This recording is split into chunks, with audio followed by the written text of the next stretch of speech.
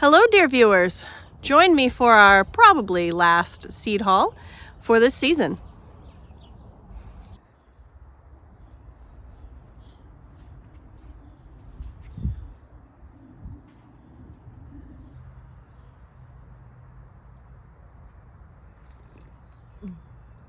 Oh, lovely. All right, my dear viewers, I have seeds, new seeds from 4 different seed companies. Okay, stay.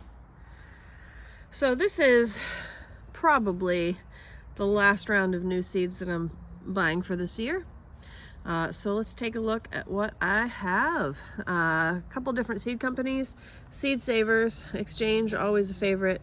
Fedco, a local New England seed company. M.I. Gardner, a well-known YouTuber who has his own seed company, and Pine Tree that I have grown before. I actually don't know very much about Pine Tree, but I've always had really good success with their seeds. And they have, Pine Tree often has things that I am not able to find elsewhere, so that's really nice to have. So let's start with Pine Tree. I'll move all these over.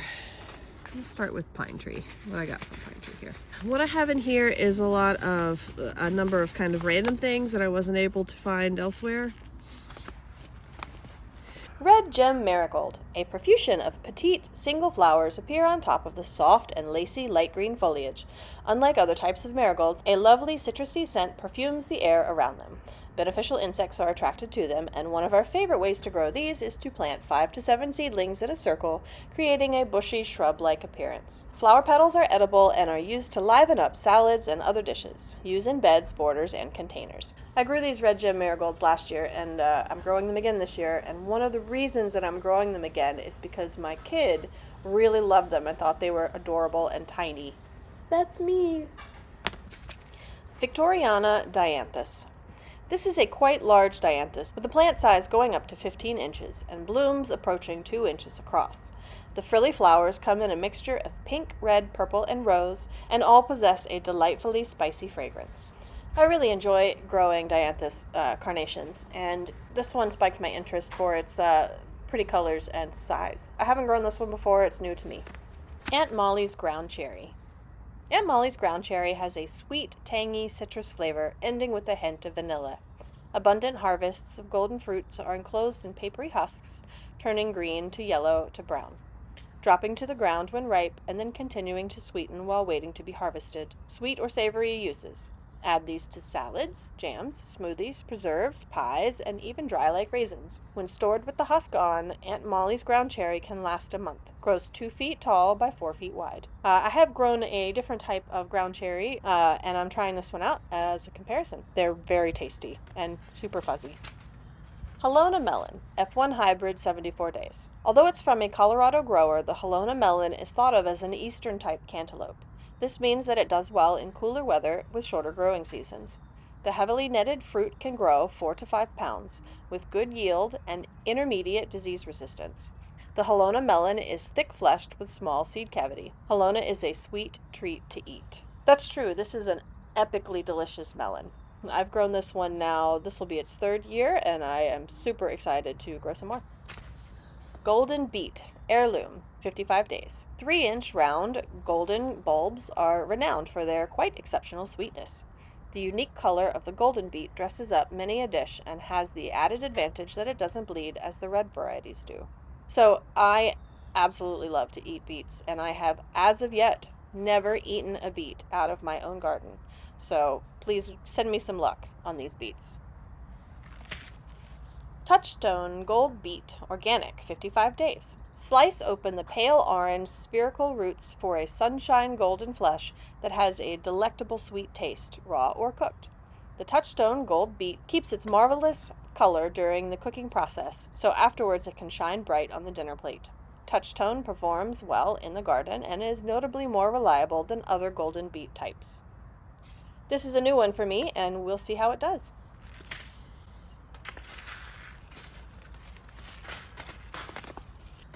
We'll do Am I Gardener next.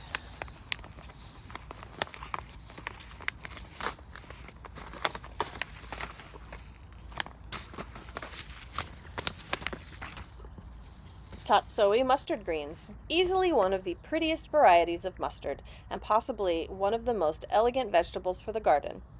This mustard grows in rosettes of dark green spoon-shaped leaves. Excellent in a salad or stir-fry. Plant seeds in spring after the threat of frost has passed. Keep well watered and out of the heat to prevent bolting. The best soil is one that is well draining with lots of compost for good root penetration. I've grown these tatsoi greens before. They have done great indoors for me and in containers. They're fantastic in salads or on sandwiches as like a leafy green. Um, just a lovely plant all around. The cabbage whites will come for these though, so be prepared. The Bet Alpha cucumber, also known as a Middle Eastern cucumber. This variety was cultivated in Israel. Spineless fruits and smooth skin make for enjoyable eating and harvesting. Sweet and flavorful, these are perfect for fresh eating and snacking. Does not require pollination. Ideal picking size is around 5 to 6 inches. I haven't grown this particular type of Bet Alpha. I've been growing the Mandy's, which I'm also growing this year, but I thought I would try this one out and see how they go. Good Mother Stolid pole bean is a cherished heirloom variety renowned for its rich, nutty flavor and striking appearance. The beans are mottled with beautiful maroon and white patterns. These vigorous climbing plants reach maturity in about 85 to 90 days, producing high yields of tender, flavorful beans. Ideal for soups, stews, and salads. Good Mother Stolid beans maintain their shape and texture as well during cooking. This will be my first year growing these, and I have to admit I chose them because they're pretty. Maxibel haricot. Maxibel haricot bean is a premium French filet bean known for its slender, straight pods and exceptional flavor. This bush variety matures in about 50 to 60 days, producing an abundant harvest of 7 to 8 inch dark green stringless beans. Renowned for their tender texture and delicate taste, Maxibel beans are ideal for fresh eating, steaming, or sautéing. I haven't grown this variety before, but I do like a good French bean. Cannellini bean. Cannellini bush beans, also known as white kidney beans, are a versatile and nutritious legume prized for their creamy texture and mild flavor. These compact, bushy plants grow about 18 to 24 inches tall and produce an abundance of large white beans. Maturing in approximately 85 to 90 days, cannellini beans thrive in well-drained soil with full sun exposure. They are ideal for use in soups, stews, and salads, holding their shape well during cooking. High in protein, fiber, and essential nutrients. Cannellini beans are a healthy addition to any diet. I do love the flavor of these beans. I haven't grown it in particular, but you can buy them at the grocery store. And as I have learned, things you grow in your own ground taste even better than the things you buy in the store. Arikara yellow bean. The Arikara yellow bean is an heirloom variety treasured for its rich history and robust flavor. Named after the Arikara Native American tribe, these beans have a heritage dating back centuries. The plants are bushy and hardy, thriving in various growing conditions, including dry climates. The beans are medium-sized, oval, and warm yellow color, perfect for soups, stews, and baking. Arikara yellow beans offer a creamy texture and a nutty taste, making them a versatile and nutritious addition to any garden and kitchen. I've grown these for a couple of years. I have not gotten a good crop off of them yet. I intend to get it this year. Wish me luck.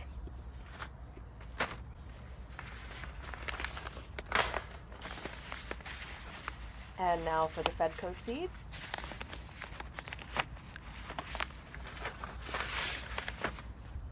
Naked Bear, Naked Seeded Culinary Pumpkin. 105 days F1 hybrid. At first glance, it's a cute, squat, 2 to 4 pound orange mini pumpkin with a thick, stubby handle. Perfect for the toddler you pick market, you think. But hello, health consciousness, what is this? Upon carving a tiny Jacko smile, you discover sweet, nutty, hulless seeds for roasting. And if you abandon your jack-o'-lantern altogether, extra culinary congrats. You've got a perfect 1 pie portion of filling as well.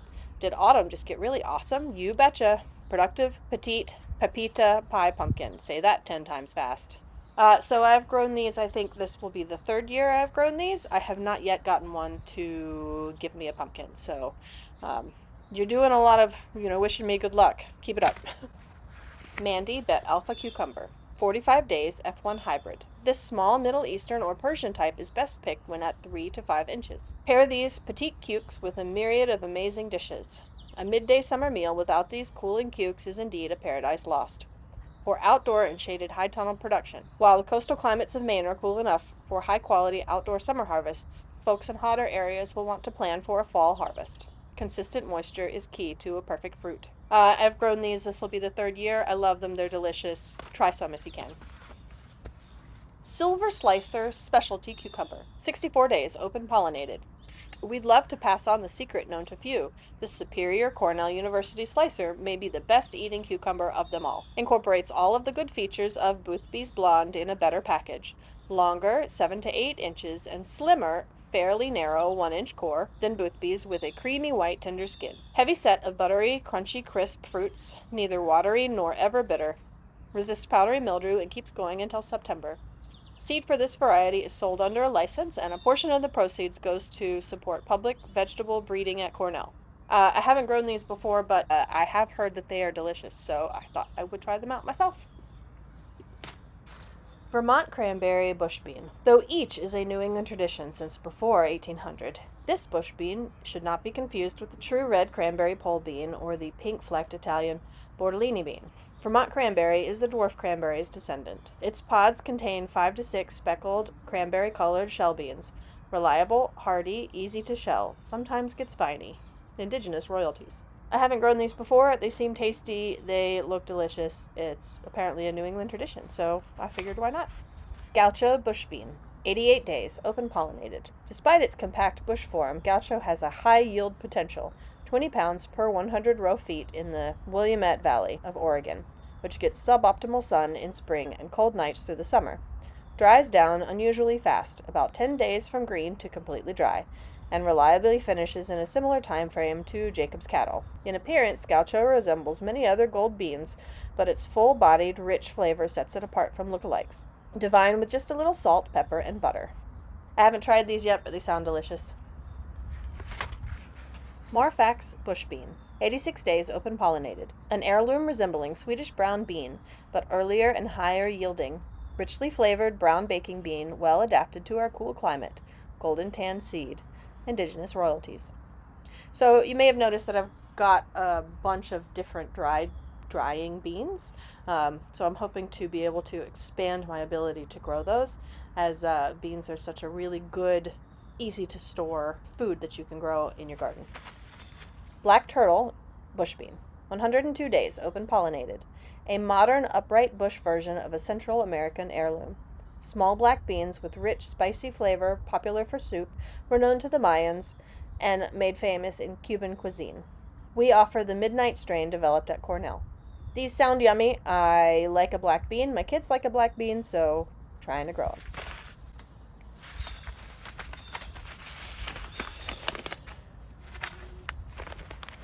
And my favorite seed company, Seed Savers Exchange. Black Valentine bean. Shiny black seeds in 6-inch pods. A great dual-purpose variety used for fresh snap beans or dry soup beans. Prolific and dependable. Tolerant of cool temperatures. 50 to 55 days. Bush bean. So these I've grown these I think for now 4 years. This will be the 4th year I've grown these. They're delicious. I use them mostly as a green bean because they're just so tasty that way that I can't wait to wait for them to dry and shell and save dried beans from them. But they're yummy. Ideal market bean. Flawless, an early producing stringless pole bean with vines that bear 5-inch long snap beans along its 6 feet tall vines. This variety has a fine texture and an excellent taste and is suitable for fresh eating or freezing. 65 to 70 days, pole bean. This will be my 3rd year growing these, and they are absolutely delicious. And I will grow them every year. The Mayflower bean, a cut-short type bean packed with small square seeds that are white speckled with rose, prized for their delicious flavor despite the strings. Also excellent as a dried bean. 100 days, whole bean. I've used these as a dried bean. I haven't used them as a green bean.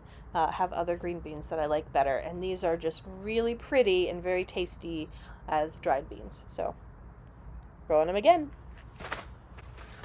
Hidatsa shield bean. The Hidatsa shield bean, an heirloom variety with deep cultural roots, traces its origins to the Hidatsa people of the Great Northern Plains in the United States. This ancient cultivar was cherished for its hardiness and flavor, embodying a vital part of the Hidatsa diet for centuries. The bean is named for its distinctive shield-shaped markings, which can range from mottled browns and reds to purples, giving it a striking appearance. Its flavor profile is noted for a rich, nutty taste with creamy texture, making it a flavored choice in a variety of traditional dishes. The plant itself is a vigorous climber, known for its adaptability to different soil types and growing conditions. It typically blooms in midsummer, producing small, pale flowers before setting pods that are ready for harvest in late summer or early fall. Hidatsa shield beans' resilience and ease of cultivation is coupled with its historical significance, continue to make it a valuable crop among home gardeners. Good Mother Stallard bean. Yes, this is the second time you're seeing this bean in this video today. I accidentally bought the same bean from two places, which is fine. I'll grow them, it'll be alright. Cherokee Trail of Tears bean, also known as Cherokee Black. The variety is good both as a snap and a dry bean. When mature, the greenish-purple 6-inch pods encase shiny jet black seeds. 85 days, pole bean. I've grown these, this will be, I think, the 4th year, maybe the 5th year I've grown these. They're yummy. I usually eat them as green beans. I may try to save some for dry beans this year. We'll see how that goes. And that is all for this seed haul.